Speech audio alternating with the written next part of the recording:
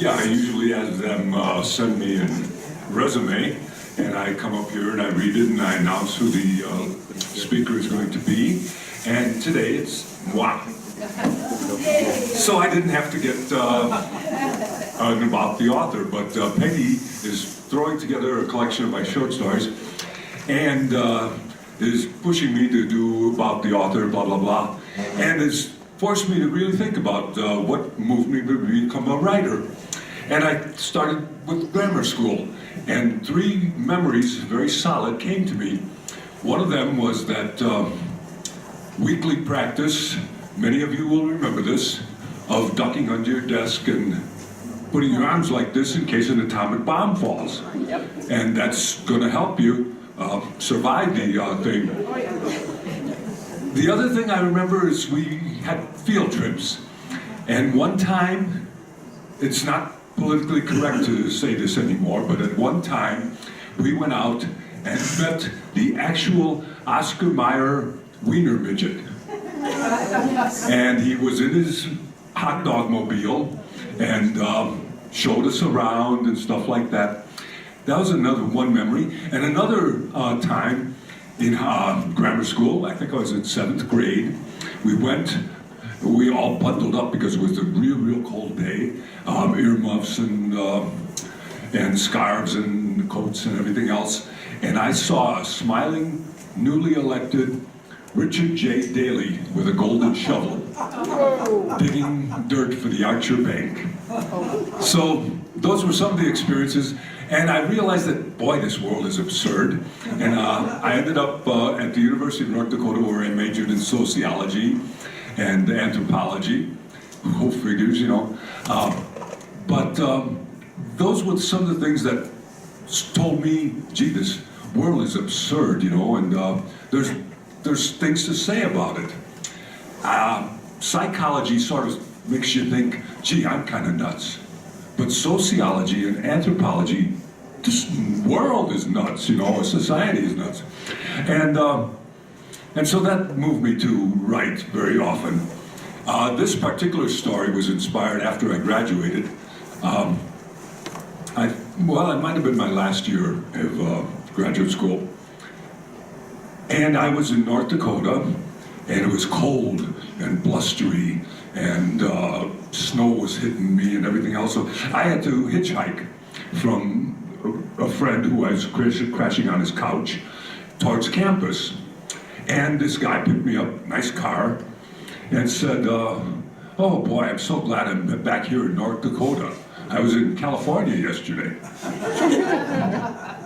I'm thinking, yeah, and he went on to explain that it was so lonely. He's got a business in Grand Forks, and he said I had to go see my suppliers in California, talk to them, blah, blah, blah.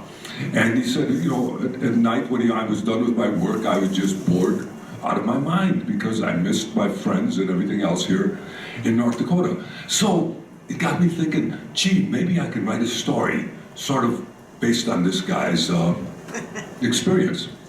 And I came up with this little thing I'm going to read today called California Dreaming.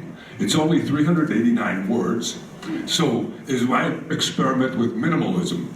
I mean, I was reading Ray Carver and the other minimalists at that time, and I thought, gee, this is 50% dialogue, and yet I think you're going to get a sense of where he's at and stuff like that.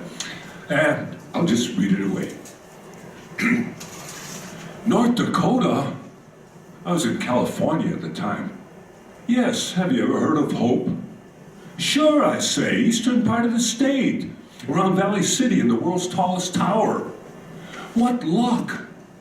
All alone in this little San Diego bar, nothing to do but get drunk and loaded, and here sits down this beautiful, this sensuous, voluptuous 5'4", oh, por favor, green-eyed, raven-haired beauty, and I say hi, and she responds, so without even thinking, I say, where are you from? And she says, North Dakota. She brightens up in wonder. That's right, she says, right along the Burlington Northern tracks on 38. That's amazing. She looks at me trustingly. our common statehood overcoming those distances of time and place. Where are you from? Huh? I had not been concentrating. In fact, if we had not established common statehood, I could almost have been accused of staring. But who could blame me? Can anyone be judged guilty of desiring to look upon beauty?